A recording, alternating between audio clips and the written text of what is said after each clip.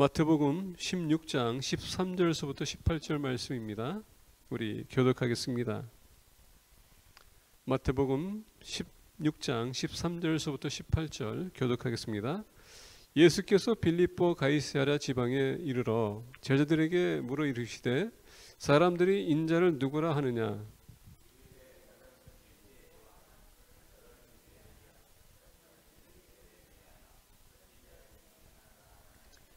이르시되 너희는 나를 누구라 하느냐?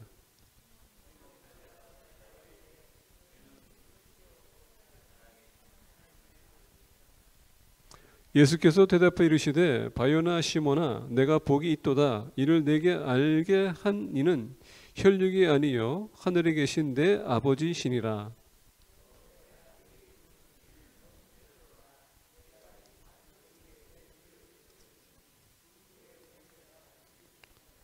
아멘.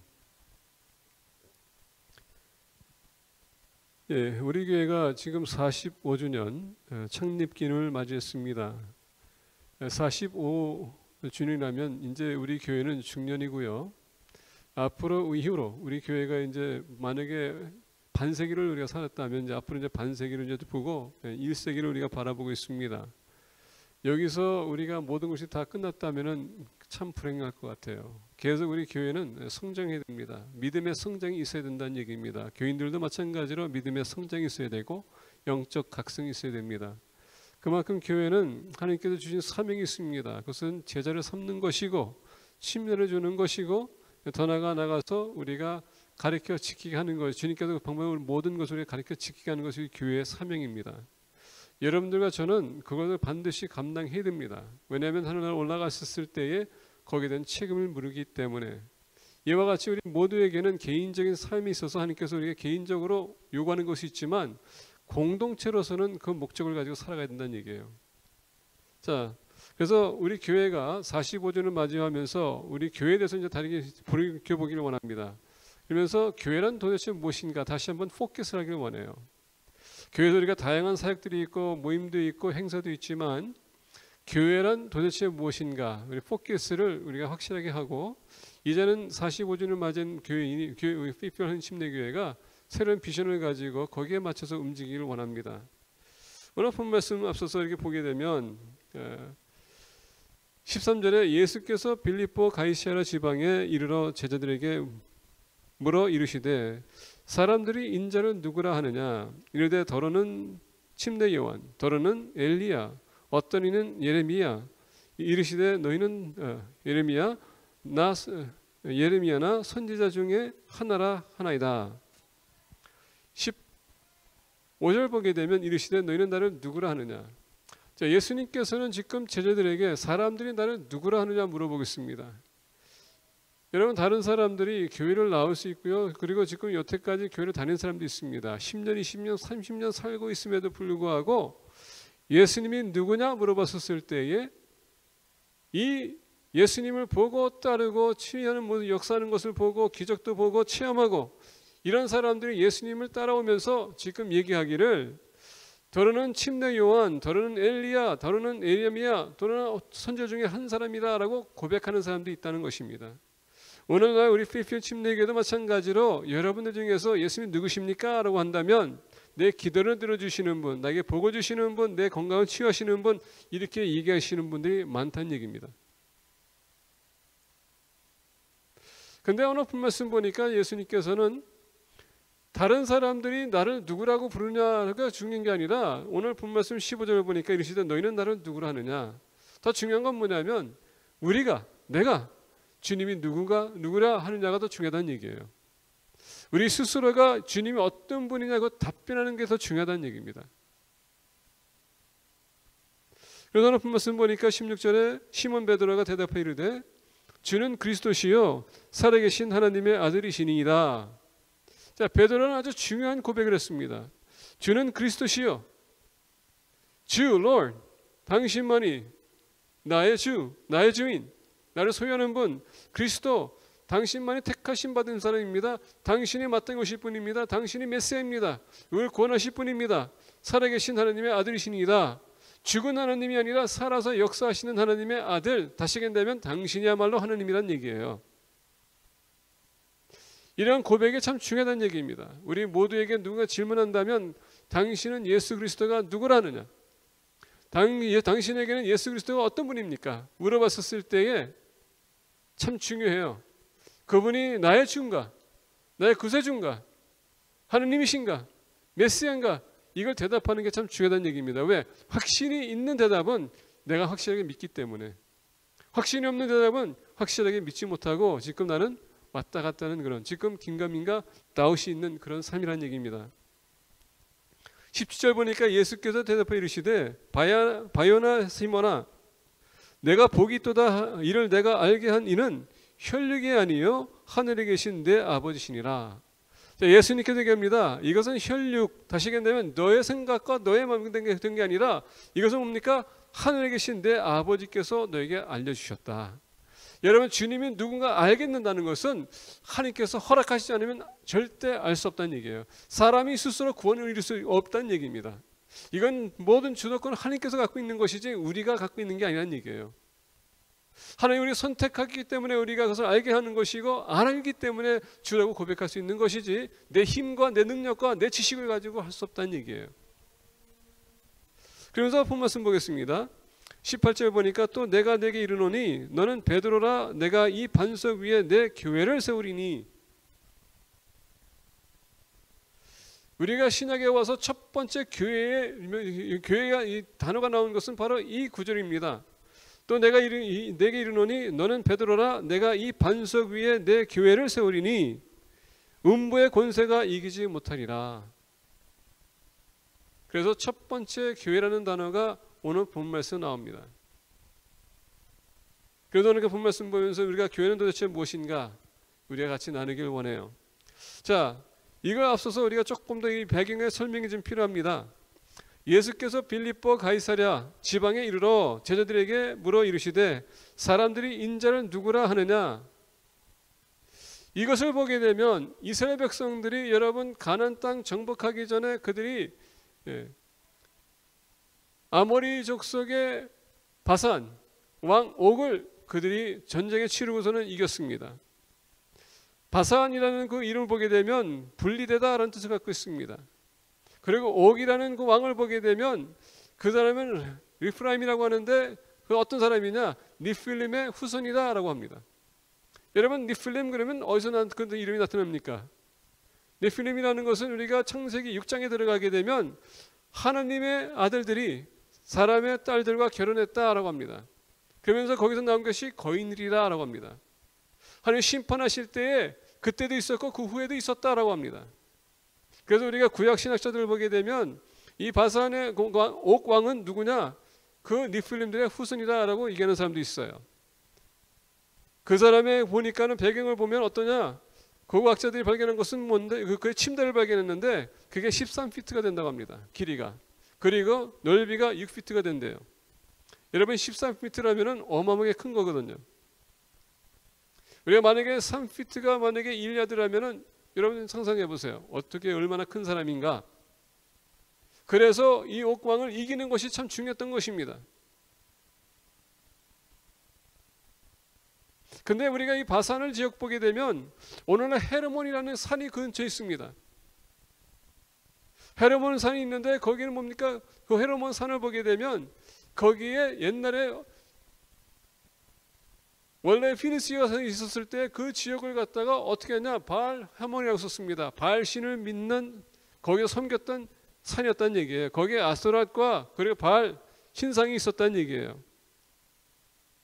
그리고 그때 당시에는 이 헤르몬 산은 그만큼 영적으로 타락한 그런 지역을 얘기했습니다. 그래서 아모리 족속이 지금 그 바알 신을 섬겼던 곳입니다. 그래서 내려오게 되면은 오늘날 가게 되면 가이사랴 빌립보가 바로 그 헤르몬산 바로 밑에 있는 것입니다. 바로 입구에 있는 것이 바로 가이사랴 빌립보입니다. 이 지역을 보게 되면 헬라가 알렉산더 그레이시 이 중동을 통치하면서 거기에다가 무엇을 지었냐면 거기에다가 템플 판이라고 거기다 템플을 지었습니다. 신전을 지었는데 판은 뭐냐? 지옥의 신, 죽음의 신, 라는 성전을 거기다 졌습니다. 워낙 거기 가게 되면 거기에 그 신전 뒤로 가게 되면 지금 신전은 뭐 이제 다 없어졌지만 그 산을 보게 되면 그 바로 신전이 있었던 그 장소 뒤를 보게 되면 거기에 굴이 하나 있어요. 그 굴이 바로 오늘 본문에서 18절 보게 되면 음부의 권세가 이기지 못하리라. 음부 헤리스, 이 헤리스의 굴이 거기에 있었어요. 거기에 얘기한다면 그 헤리스는 지옥을 얘기하는 겁니다. 다시 얘기한다면 신전을 줄 때 이 지옥을 또는 죽음의 신을 섬기기 위해서 신전을 줬는데 바로 뒤에가 그 여러분 지옥의 문턱이 있었다는 얘기예요. 헬라 문화가 지금 무너지면서 어떻게 됩니까? 나중에는 헤로드 왕이 거기에다가 신전을 집니다. 거기다 헤로드 왕이 또 거기다가 왕을 위해서 전을 짓습니다. 그 누굽니까? 로마의 왕. 헤로드 왕이 죽으면서 그의 아들이 빌립이 거기에다 또 다시 재건합니다. 그러면서 가이사르 빌립보 그 지역을 이름을 바꿔요. 로마의 왕 황제를 위해서 그리고 자기 이름을 나타내기 위해서 가이사르 빌립보를 줍니다. 근데 그 지역을 가게 되면 헤르몬에서 흐르는 그 산에서 녹는 눈들이 얼음이 그 강을 따가지고서 내려오면서 어떻게 합니까? 그 지역을 계속적으로 물로 이렇게 축적해가지고 거기에 펀도 있고 레이크도 있고 강도 있고 더 나가서 거기에 폭포도 있고 물이 풍성하다 보니까 거기에 나물들과 그리고 여러분 꽃들이 아주 아름답게 자라고 있습니다. 그리고 예전에 거기다 성전을 지었고 거기에 또 군사도 있다 보니까 가장 적합하게 왕의 이름을 거기다 넣어야 되겠다 해서 가이사르 빌립보를 세운 거예요. 아까 얘기한 것처럼 이 지역은 우상들의 소굴이었어요. 자, 예수님께서는 이 제자들을 지금 그 지역에 데려가고 있는 것입니다. 영적 전투가 지금 치열하게 이루어지고 있는 이곳에 예수님께서는 이 제자들을 데리고 어떻게 합니까? 가요. 그 자리에서 지금 예수님께서 제자들에게 물어보는 겁니다. 너희들은 사람들이 나를 누구라 하느냐? 그러면서 이제 물어보는 겁니다. 너는 내가 누구라 하느냐? 여러분 오늘 이렇게 살아가면서 이 우상을 섬겼던 이 지역에 예수님께서 데려가서 그 중심에서 그 심장부에서 예수님께서 제자들에게 물어보는 겁니다.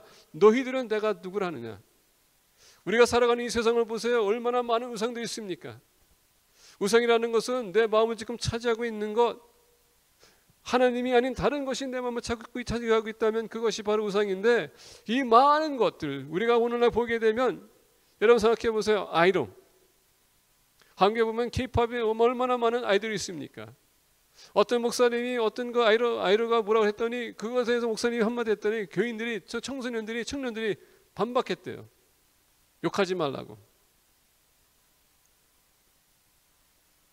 그러니 교회에 나왔지만은 하나님이 아닌 그 우상이 그들의 마음에 차 있기 때문에 아무리 무슨 잘못한 것을 지적했는데 그걸 욕한다고 오히려 목사님에게 화를 내고 반박하는 그런 모습, 이런 모습들이 오늘날 교회 안에 있다는 얘기예요.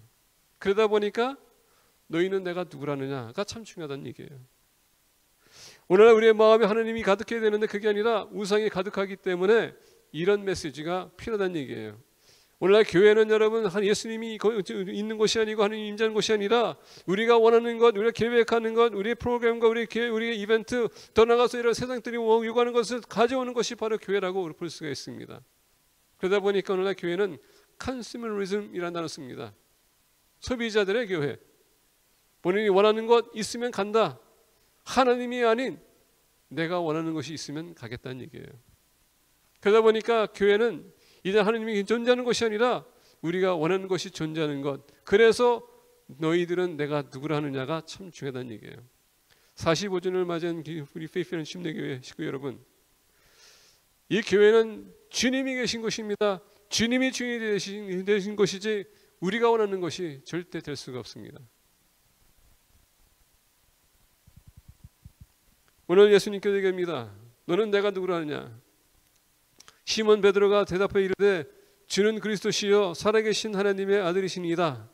예수께서 대답해 이르시되 바요나 시몬아 내가 복이 있도다.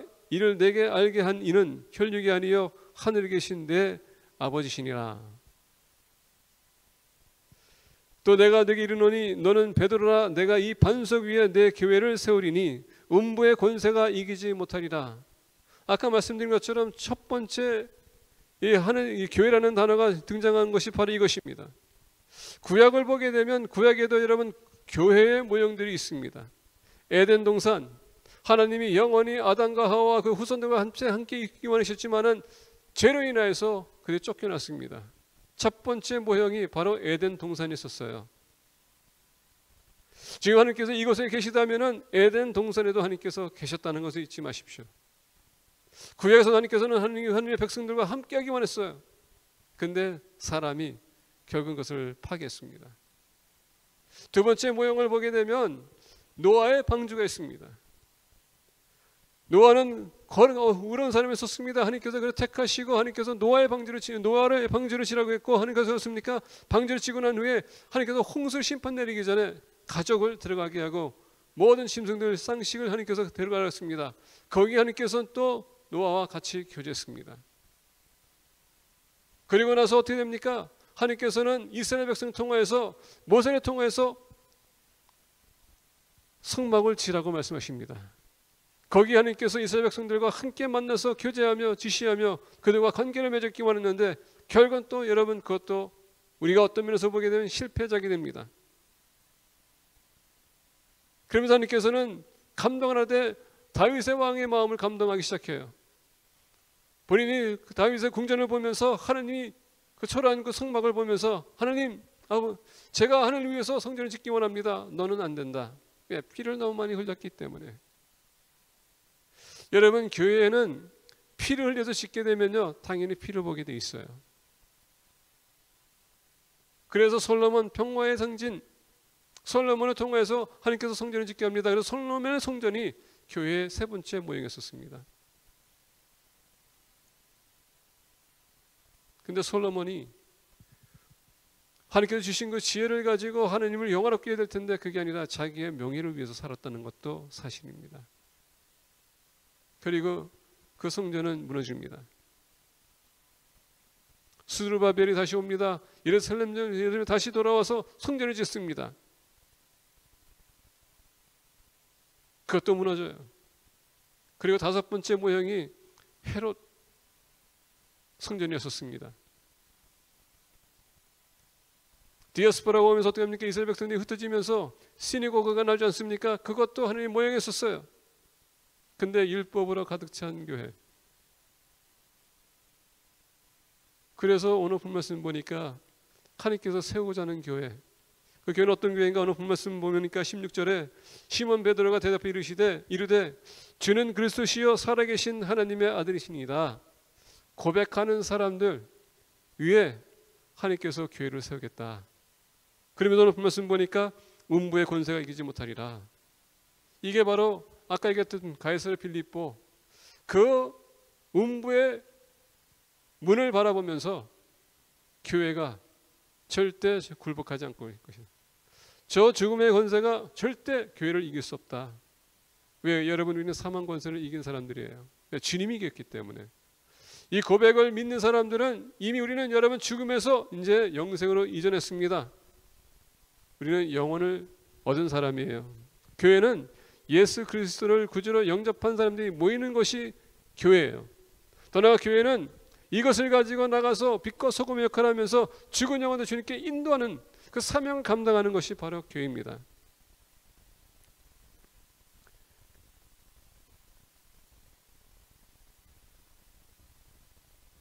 교회의 정의를 보기 원합니다. 우리가 구약 신약에 와서 보게 되면 헬라어로 에클레시아가 교회라는 뜻을 갖고 있습니다. 이클레시아라는 단어가 에게라는 것은 call out, 불러내다라는 뜻을 갖고 있어요. 이시아라는 것은 assembly야라는 것을 데려오는데 공동체에서 우리를 불러냈다라는 뜻을 갖고 있습니다. 공동체에서 우리를 불러내서 또 하나의 공동체를 만들었다는 얘기입니다. 교회는 다른 것이 아니라 세상에서 우리가 모였던 우리를 하나님께서 불러내서 이제 하나님의 백성으로 만들었다는 얘기예요. 교회는 그래서 믿음의 공동체, 세상에서 속한 사람이 아니고 세상 거슬리고 죽어가는 사람들이 아니고 따라가는 사람이 아니라 세상에서 이제는 불러내서 죽었던 자들에 의해서 무리해서 불러내서 하나님께서 하나님의 백성을 만들었다는 얘기입니다. 그게 바로 교회예요. 교회는 반드시 살아서 역사 움직여야 된다는 얘기입니다. 그래서 우리가 마태복음 28장 19절부터 20절 보게 되면 이렇게 얘기합니다. 그러므로 너희는 가서 온 모든 민족을 제자로 삼아 아버지와 아들과 성령의 이름으로 침례를 베풀고 내가 너에게 분부한 모든 것을 가르쳐 지키게 하라. 이게 교회의 사명입니다. 우리 주 예수 그리스도를 우리가 믿고 확실하게 믿는다면, 그렇게 고백한다면, 우리가 여러분 세상에서 죽었던 자들이 예수 그리스도를 통해서 영생을 얻었다면 우리 또한 그 사명을 가지고 가서 제자를 삼고 집 내려주고 그리고 하나님 말씀을 가르쳐서 지키게 하는 것이 우리의 사명이라는 얘기입니다. 자, 그렇다면 교회에서 여러 가지 행사들이 있습니다. 그 모든 행사들이 과연 이 사명을 감당하기 위해서 하는 행사냐, 아니 우리가 먹고 마시고 즐기기 위해서 하는 행사냐, 우리가 다시 한번 돌이켜볼 필요가 있어요. 점검해야 된다는 얘기입니다. 모든 것은 이 사명에 있어서 이것을 여러분 fulfill해야 됩니다. 이것을 fulfill하지 못하면 우리는 fail church라고 할 수 있어요. 우리는 실패자라고 할 수 있습니다.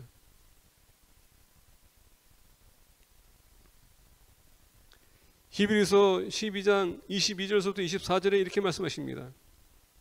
그러나 너희가 이른 곳은 시온산과 살아계신 하나님의 도성인 하늘의 예루살렘과 천만 천사와 하늘에 기록된 장자들의 모임과 교회와 만민의 심판자이신 하나님과 및 온전하게 된 이 의인의 영들과 새 언약의 증보자이신 예수와 및 아벨의 피보다 더 나은 것을 말하는 뿌리 피니라. 여기서 보니까 그러나 너희가 이른 곳은 시온산과 살아계신 하나님의 도성인 하늘의 예루살렘과 천사들이 있는 것과 장자들의 모임과, 이것은 뭡니까? 죽었던 자들이 이제 살아나서 이제 우리는 뭡니까? 영적인 존재라는 얘기예요. 여러분 예수 그리스도를 영접하고 난 후에 우리는 이제는 여러분 우리 영혼은 여기 있는 것이 아니라 지금 하늘에 있다는 얘기예요. 우리 영적인 세계는 시간적 의미는 없어요. 그러다 보니까 우리가 예수님 영접하는 순간에 우리는 구원을 이뤘다라고 과거형입니다. 이미 우리 구원 얻었어요. 이룰 수 있는 것이 아닙니다. 그러다 보니까 우리 영이 지금 영원히 하늘나라에 있다는 얘기예요. 지금 우리는 이 과정이 육신이 썩고 여러분 어수기까지 기다리는 것이지만 우리 영혼은 이미 영의 세계에서는 하늘나라에 있다라고 지금 얘기하고 있습니다. 그러면 우리 믿는 사람들이, 교회는 어떻게 됩니까? 영적인 것을 바라보면서 우리는 살아가야 돼요. 이 세상에 미련을 둬서는 안 됩니다. 우리는 벌써 하늘나라의 시민들이에요. 천국 시민입니다. 그 날을 향해서 우리가 달려가는 것이지 여기에 미련 둬서는 안 돼요. 그리고 이 세상의 방법을 살아가는 것이 아니라 말씀을 인해서 의해서 우리가 살아가는 것입니다. 변화가 요구돼요. 트랜스포메이션이 필요합니다. 교회를 다니고 있음에도 불구하고 우리가 변하지 않는다면 여러분 그 말씀을 여러분이 잘 이해하고 있는지 한번 보기 원하고요. 그 말씀에 대해 받아들이고 있는지 한번 볼 필요가 있다는 얘기입니다. 근데 아쉽게도 우리는 셀렉티브 히링이 있어서 듣고 싶은 말은 들어도 나에게 힘들고 어렵고 괴롭게 하는 말은 우리가 삼가하기를 원할 때가 많아요. 그러다 보니까 우리는 부분적으로만 변하는 겁니다. 히브리서 1장 보게 되면 옛적에 우리 조상들에게 부분적으로 하나님 말씀을 줬기 때문에 부분적으로 이해했지만 마지막 날에 아들을 위해서 모든 것을 말씀하셨다고 했습니다. 우리가 변하기 위해서는 성경 66권을 여러분 계속 매일마다 묵상하면서 여러분들이 살라고 노력해야 된다는 얘기예요. 기도하세요. 성령님께서 조명 주십니다. 이해를 시켜주세요. 한 말씀이 이해가 안 되면 여러분 그것을 가지고 기도하게 되면 성령님께서 여러분들에게 그 이해를 하게 해주세요. 물론 목회자가 여기서 여러분 말씀을 해석해 주지만은 더 중요한 것은 뭐냐? 성령님의 조명이 더 중요하다는 얘기예요.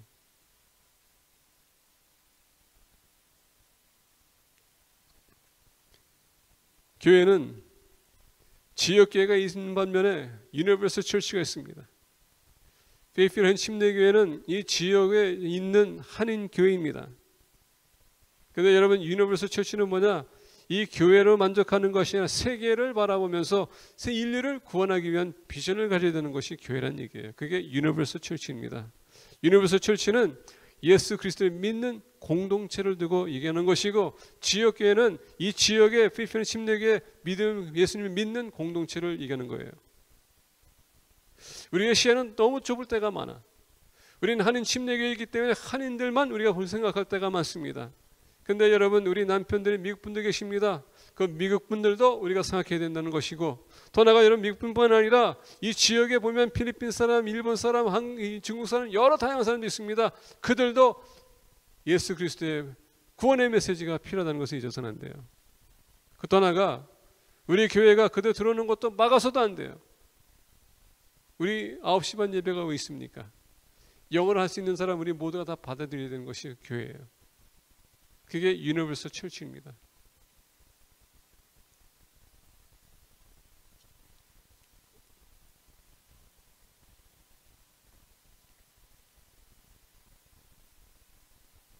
교회의 정의를 내렸습니다. 무리를 안에서 우리를 불러내서 하나님의 백성을 삼고 지성면을 감당하는 것이 바로 교회의 사명입니다. 그러면 이 시간에 우리가 보기 원하는 것은 뭐냐면, 교회에 또 다른 모형들이 있다는 얘기입니다. 또는 메타포라고 하는 것인데, 성경에서 보게 되면 교회는 어떤 것인가, 무엇인가 우리에게 얘기해주고 있습니다. 첫 번째 나누기 원합니다. 우리가 고린도전서 12장 13절 보게 되면, 특히 고린도전서 12장 보게 되면 은사를 얘기하면서 은사 뜻하게 하면서 거기에 중간에 교회를 얘기하는데, 교회에 여러 지체가 있지만 한 몸이다 라고 얘기합니다. 고린도전서 12장 13절 보게 되면 이렇게 얘기해요. 우리가 유대인이나 헬레인이나 정인이나 자유인이나 다 한 성령으로 침례를 받아 한 몸이 되었고 또 다 한 성령을 마시게 하셨느니라. 자, 고린도전서 12장에서는 여러 지체가 있지만 한 몸이라고 했습니다. 그 한 몸을 지금 비유로 사도 바울이 얘기합니다. 우리가 유대인이나 헬레인이나 정이나 자유인이나 다 한 성령으로 침례를 받았다는 얘기입니다. 한 몸이 되었고 또 한 성령으로 마시게 하셨느니라. 우리가 예수 그리스도를 믿는 그 순간에 성령이 우리에게 임하십니다. 그 성령이 우리를 하나로 만들고 있다는 얘기예요. 이제는 여러분, 국가를 초월하는 것입니다. 문화를 초월하는 것이에요. 주님 안에서 우리가 크리스천이라는 것, 그 문화 안에 우리가 들어오는 것입니다. 그리고 더 나아가 우리가 하나가 된다는 얘기예요. 그래서 본 말씀 보게 되면 교회는 그리스도의 몸이라는 얘기예요. 여러분, 저는 그리스도의 몸입니다. 그 달란트를 주신 이유는 다른 것이 아니라 그 달란트로 인해서 우리가 하나를 만들게끔 하라는 얘기예요. 공동체가 하나, 유니티가 있어 필요한 것이고 할머니가 필요한 거라는 얘기입니다. 같이 협력해 나가야 된다는 얘기예요. 근데 이 하나가 된다는 게 얼마나 힘든지. 그래서 우리 중심이 그리스도가 돼야 돼요. 대신 우리 청회를 가게 되면, 청회에서 보게 되면, 청회에도요 알람나이라는 게 있습니다. 동문회 보게 되면 그 청회 그 목회자들이 다 모였음에도 불구하고 동문회라는 거 있다 보니까 뭐 대전 침신 출신들, 뭐 골든게이트 출신들, 뉴올리언스 출신들, 뭐 솔웨스턴 출신들 이렇게 모여가지고 끼리끼리 몸이 있어. 한 번은 모르고 갔더니 아는 목사님이더라고요. 저 목사님 왜 여기 왔냐고. 당신 골든게이트 출신 아니냐고. 그래서 날아오는데 교수님 분이 그러더라고요. 우리 현 목사님께서 지금 뉴올리언스 박사이기 때문에 우리 동문이라고 들어오라고. 이런 시츄에이션. 세상적인 그런 생각을 가지고 우리가 모일 때가 많아요. 교회를 보게 되면 우리 지방도 있어요. 감사하게도 우리 필리핀 침례교회에 있는 교인들은 지방 얘기 안 해서 감사해요.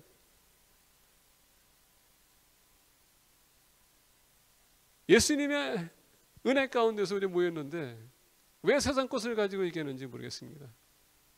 그러다 보니까 분열이 심해요.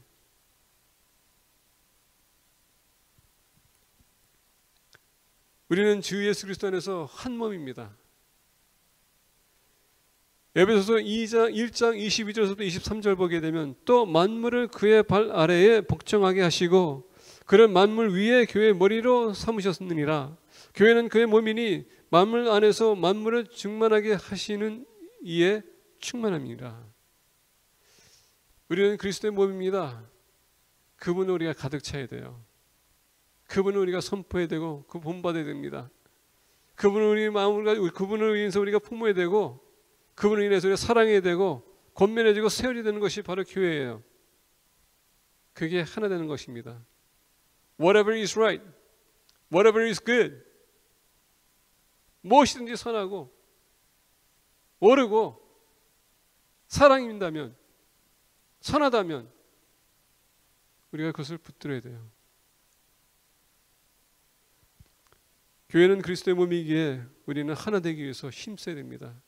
그래서 주님을 우리가 앞서야 되는 것입니다.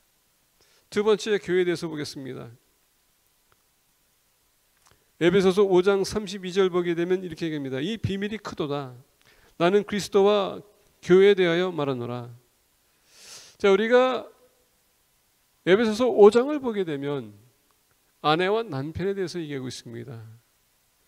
아내는 남편을 복종하고 남편은 아내를 사랑하라. 우리는 남자들은 특히 아내에게 복종하는 것을 원해요. 근데 그 다음 주를 보게 되면 남편들은 아내를 사랑하라고 했는데 그 한 구절 더 내려가게 되면 마치 예수님께서 교회를 위해서 자기 자신을 바친 것 같이 사랑하라. 우리 남편들은 자기 자신을 죽이기도 원치는 않아. 근데 아내가 복종하기 원해. 그러다 보니까 많은 트러블이 생기는 겁니다. 복종을 원한다면 나는 죽여야 돼요, 내 자신을. 자, 이게 사랑을 얘기하는 건데, 그래서 에베소서 5장 32절에서 얘기하는 겁니다. 이 비밀이 크도다. 나는 그리스도와 교회에 대하여 말하노라. 만약에 교회에서 여러분이 하느님에게 복종한다면, 주님에게 복종한다면, 그래서 주님께서 십자가 주셨다면 교회도 마찬가지로 하나가 되고 여러분 같이 협력하고 사랑하기 위해서는 그런 시너지가 있어야 된다는 얘기예요. 그래서 교회는 어떤 것인가? 교회는 바로 예수님의 신부예요. 주님은 신랑이라는 얘기입니다. 우리가 아시다시피 이 모든 게 끝나고 우리 하늘 올라갈 때 여러분 거기에는 혼인잔치가 열린다고 합니다. 이제 신랑과 신부가 만나는 시간입니다. 근데 여러분 우리가 준비가 되지 않으면 어리석은 다선 처녀가 그 혼인잔치에 들어가지 못한 것처럼 우리는 뒷전이 될 거라는 얘기입니다.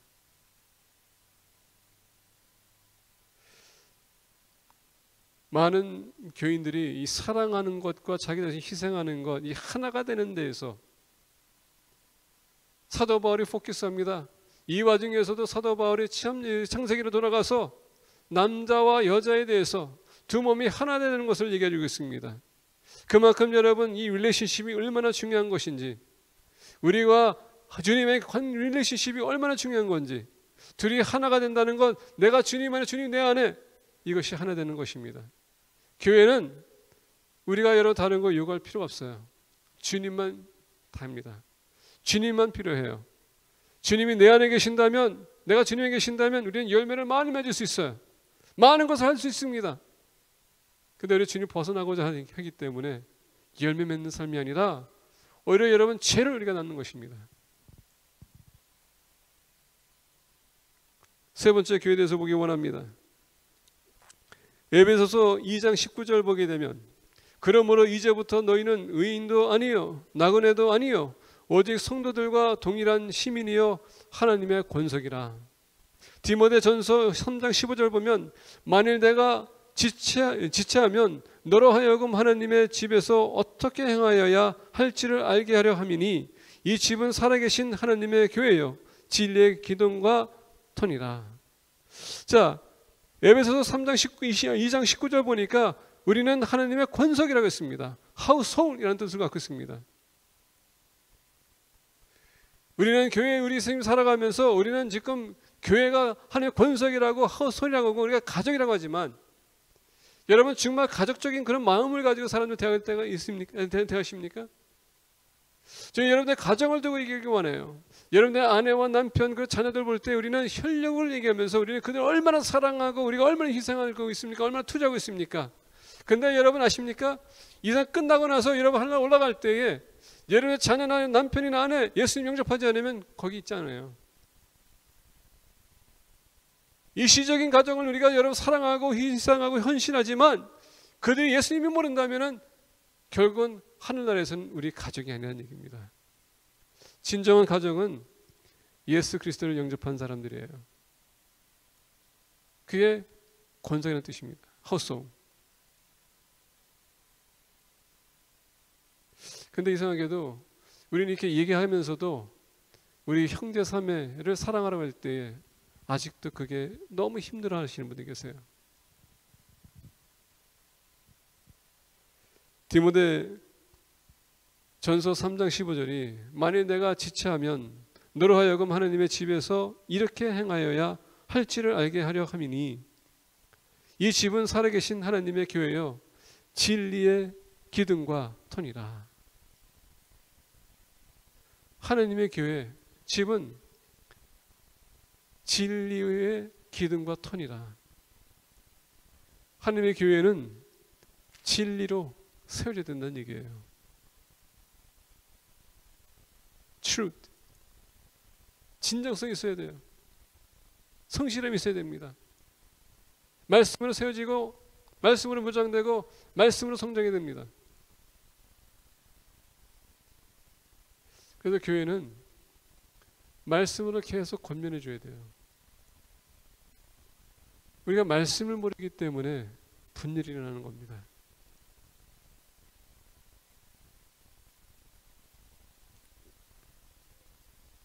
네 번째 보기 원합니다.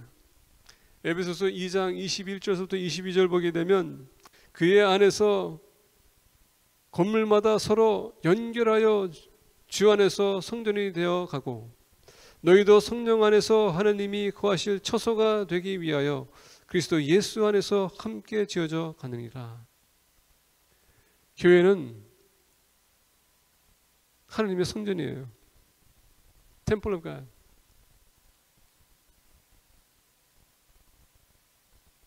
우리 믿음의 공동체가 여러분 하나님의 성전이라는 얘기입니다. 고린도전서 보게 되면 우리는 하나님의 성전이라고 합니다. 살아계신 성령님의 우리 안에 계시다고 했어요. 오늘 또 보니까 에베소서 2장 22절에 보니까 너희도 성령 안에서 하나님이 거하실 처소가 되기 위하여 그래서 예수 안에서 함께 지어져 가느니라. 우리도 성령님이 내 안에 계셔서 나를 지금 어떻게 합니까? 트랜스포메이션을 주는 겁니다. 왜? 내가 하나님의 성전이 되게 하기 위해서. 그렇다면 여러분 우리 몸을 우리가 관리하는데 좀 주의해야 될 것 같아요. 내가 뭘 마시고 뭘 먹는지 우리가 주의해야 될 것 같습니다. 2부 예배 때도 우리 영어 형제님한테 얘기한 것처럼 제가 얘기한 것은 제가 보니까 나도 지금 허리 수술했고 여러분도 심장 수술도 했고 여러 가지가 왔을 때 내가 먹을 것을 잘못 먹었기 때문에 절제해야 되는데 절제하지 못했기 때문에 이 몸이 그렇게 상한 것입니다. 여러분 하나님께서 지금 나를 통해서 그리스도 예수 안에 보니까 우리 통해서 하나님 거룩한 성전을 만들기 원한다는데 그러면 내 자신을 지어야 될 것 같아요. 내가 말하는 것도 지어야 되고요. 내가 어디 가는 것도 중요한 것이고 내가 뭘 보는지도 중요한 것이고 내가 누가 같이 있는 것과 내가 어디 있느냐가 참 중요합니다. 왜? 내가 어디 있냐에 따라서 내 생각을 얘기하는 것이기 때문에 내 마음을 얘기하는 것이기 때문에 내 언어가 지금 내 마음을 얘기하는 것입니다.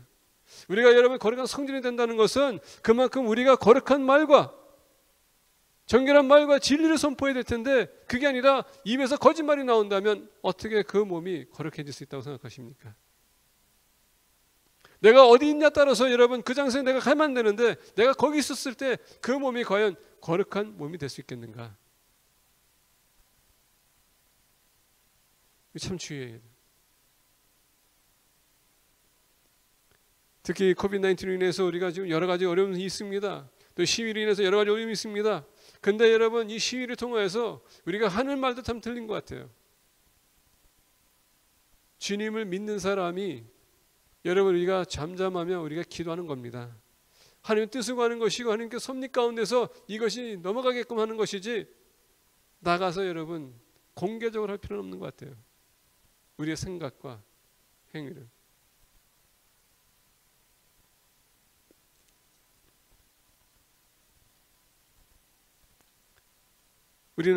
교회는 하나님의 성전인 것을 잊어서는 안 되고요. 우리 한 사람 한 사람이 하나님의 성전이기에 그만큼 우리가 사람들 대할 때 주의해야 됩니다.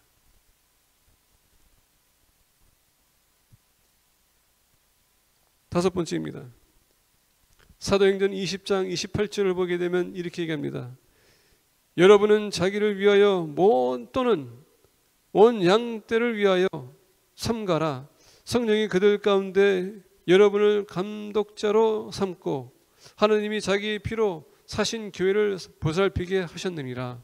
베드로전서 5장 2절 보게 되면 너희 중에 있는 하나님의 양 무리를 치되 억지로 하지 말고 하나님의 뜻을 따라 자원함으로 하며 더러운 이득을 위하여 하지 말고 기꺼이 하며.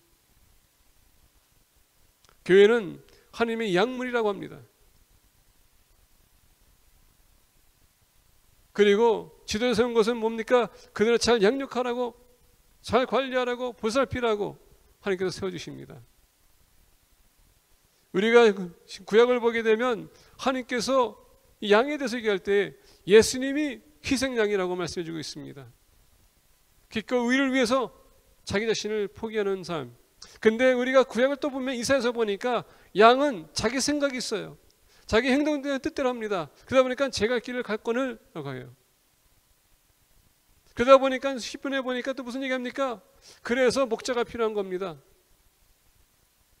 양은 원트랙만입니다. 심플한 마인이에요. 본인들은 보는 것만 보고 그냥 계속 달려가요.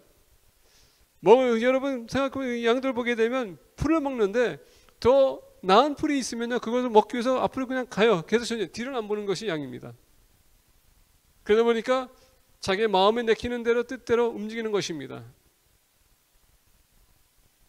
목자가 필요한 겁니다. 교회가 모여야 되는 것은 다른 것이 아니라 이 자리에서 여러분 목자의 음성을 듣고 우리가 행동해야 될 것, 우리가 갈 것과 우리의 비전이 무엇인지 알기 위해서, 듣기 위해서, 그리고 준비되기 위해서 우리가 모이는 것입니다. 교회는.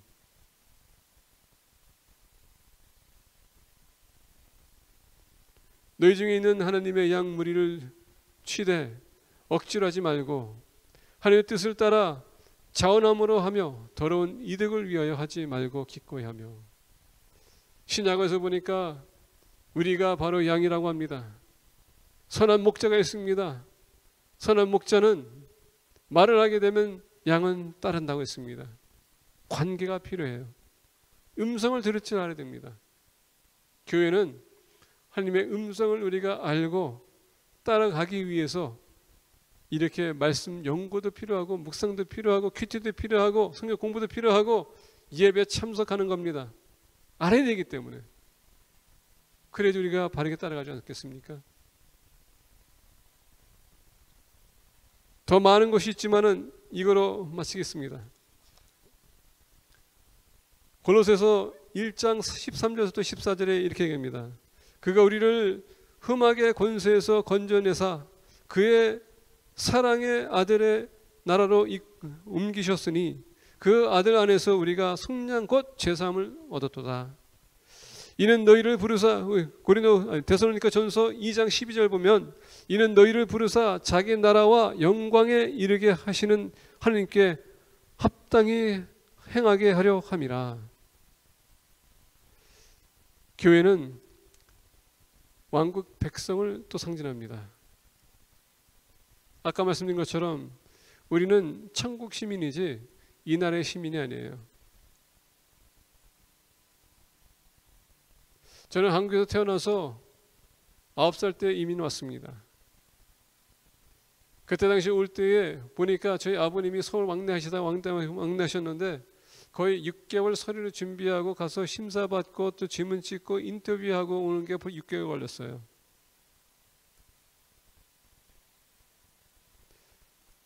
제가 9살 때 이민 와서 제가 시민권 따기 위해서 18살 될 때에 제가 이민국 가서 서류를 받아왔습니다. 서류 다 준비하는데 그것도 3개월 걸렸어요.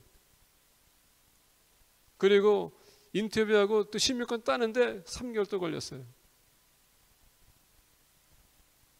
그래서 미국 시민이 됐습니다.